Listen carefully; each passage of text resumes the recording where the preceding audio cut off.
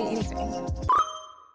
Hey friends, welcome back to another pizza party. I'm Mrs. Pizza. Winnie is right down here, and you'll never guess where Cheese currently resides. Shocked. Absolutely shocked that she's in that spot of all spots.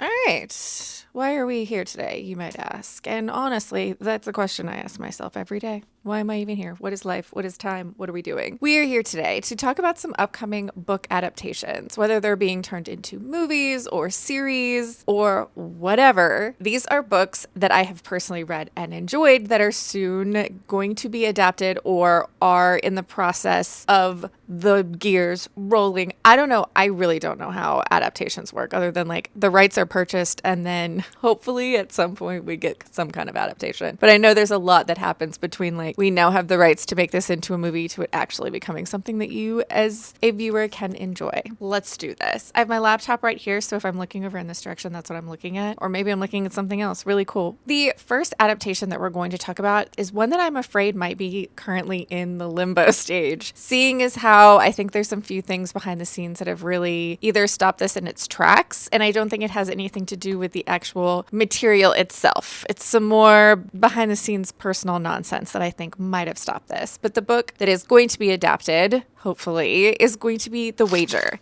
This is by Daniel Grann, and he recently had another work of his, which was a nonfiction, as well as this one. I believe this author only writes nonfiction, but that's not something I've looked up, even though I just said it with confidence. The most recent adaptation of one of this author's works was Killers of the Flower Moon. That was produced and directed by Martin Scorsese and starred Leonardo DiCaprio and won a lot of accolades and awards for people involved in that project. And so another book by this author, The Wager, was in talks to being again produced and directed by Martin Scorsese and starred in by Leonardo DiCaprio. Also for Apple Plus, similar to Killers of the Flower Moon. They had a lot of success with adapting this author's one work so far, so it sounded like they wanted to keep that formula rolling. The Wager is actually a really interesting nonfiction, and if you like any type of maritime story in general or nonfiction to begin with, I really enjoyed this story. This is the story of a vessel, a British vessel called the Wager, that in the 1740s set sail on a mission with a group of other ships to intercept a Spanish armada that was said to have a bunch of treasure on it. Well, years later, a small raft containing a emaciated group of men who all claim to be survivors of the Wager. They tout their stories of survivals and shipwrecks and are heralded as heroes when 6 months after that, an even smaller raft with even fewer people on it washes up on yet another shore, and they say, hey, wait a minute. Those people, those are mutineers. Here's the real story of what happened to the Wager. This was really interesting because we're getting a lot of the story through different journal entries. There are people that are related to famous figures in history who were on this ship. It's really interesting in watching how this group of men almost immediately deteriorate according to their different journals, how there were sides picked, how they really stood in the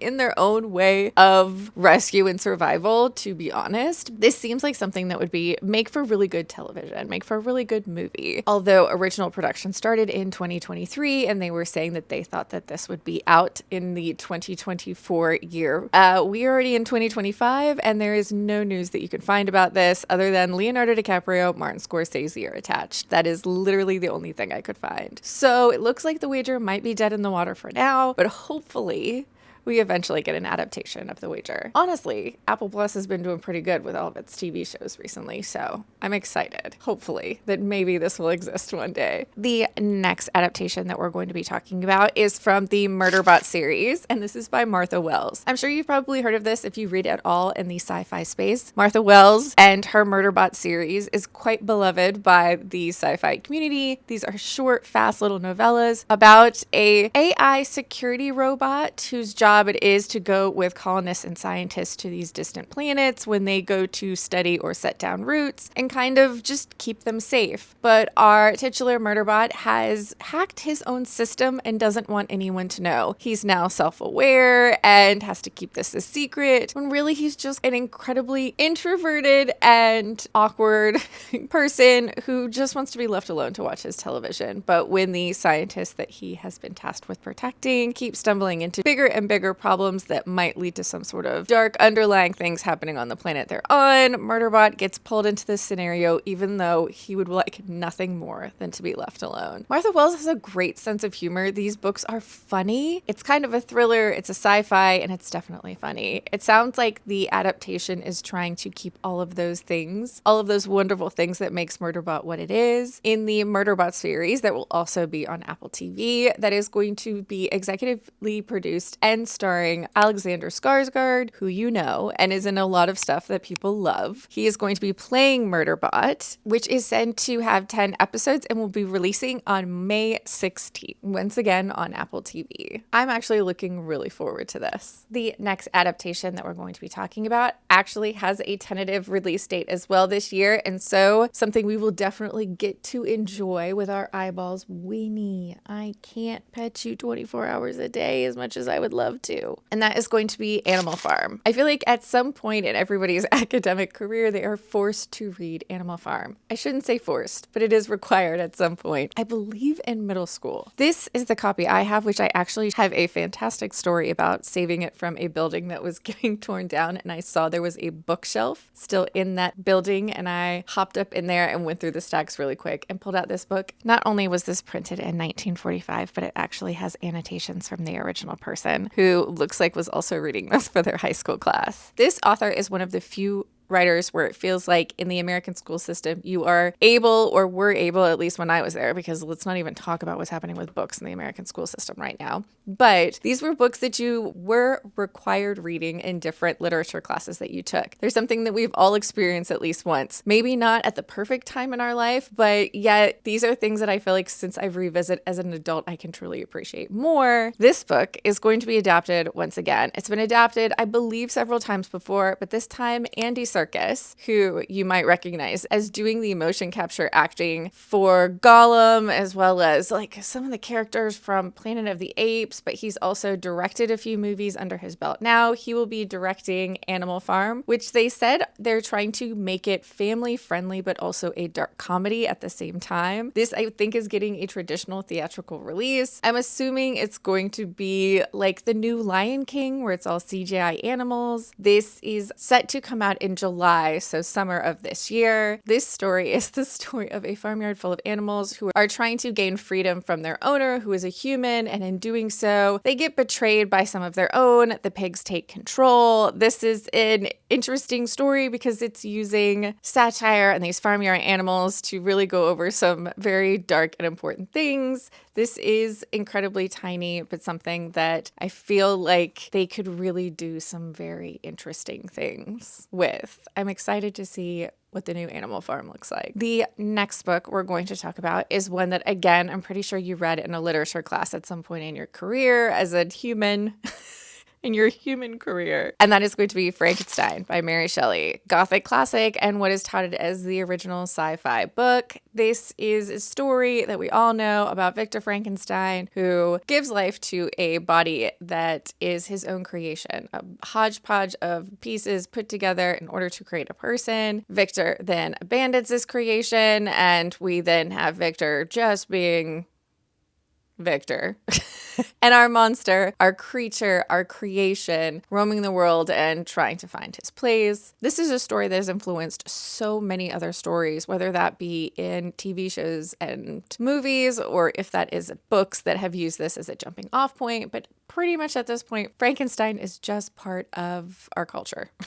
Everybody has read Frankenstein. We now have an adaptation of Frankenstein that is going to be directed by Guillermo del Toro, who you might know for Pan's Labyrinth, as well as Crimson Peak. He is so good at that gothic, beautiful, tragic, slightly dark. He does it great. And so him taking on this gothic, dark story sounds like a win in my book. This is going to be starring Oscar Isaac, Mia Goth, and Jacob Elordi as the creation himself, but also there's a long list of other famous people that you would recognize that are going to be involved in this. I think this is probably going to be beautiful and just over the top gothic, and I'm looking forward to seeing this just before the holidays, as it'll be coming to Netflix in November. And the last adaptation we're going to talk about is one that I'm a little nervous for again. So we're kind of bookending these with the ones that I hope happen. It's not impossible that they will happen, but it's hard to find anything past, yes, it's going to happen. And that is going to be the adaptation of Ninth House by Leigh Bardugo. All of this author's fans know that their Shadow and Bone series was adapted, and they said they were going to be integrating and adapting the Six of Crows, which those two were kind of adapting,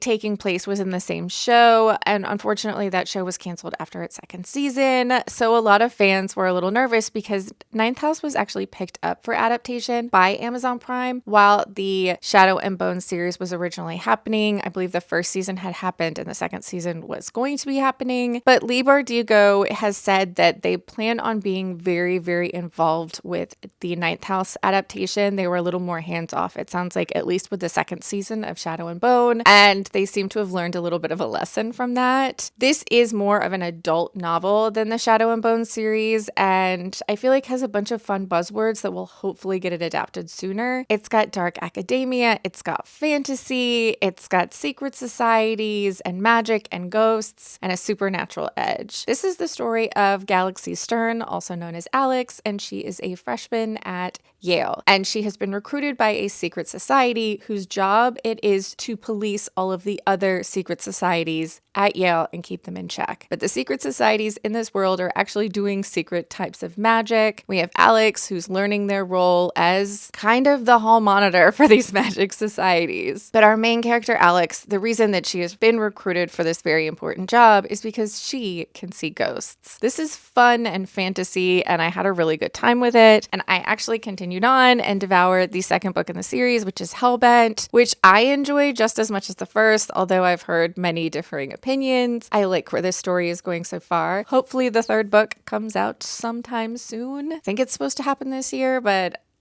I never know anymore. I just don't know. So it would be absolutely wonderful to have a dark academia investigating other secret societies, secret society members with supernatural ghost things happening all in a collegiate setting. Absolutely. I would love to see this adapted. And as of right now, all I can find is that yes, they want to adapt it, but that's the last you can really find anything on it. So fingers crossed it actually happens. Those are some book to movie / TV show adaptations that will be coming up soon, all from books I enjoyed and things that I'm excited about watching. If any of those books are something that you haven't picked up, I highly recommend all of them. You should pick them up before you watch the TV show / movie. But that, kids, is where we're going to end this pizza party. If there's any TV shows or movies that you're excited about that are book adaptations, let me know. This is one of my favorite things, is to read the book before the adaptation and then, feel superior when I compare and contrast them in my head. If you had fun hanging out with me and the dogs, please subscribe. I hope you're reading good books out there, wherever you are, and I would love to hear about them. And I'll see you next time. Winnie, you sleeping so good, girl.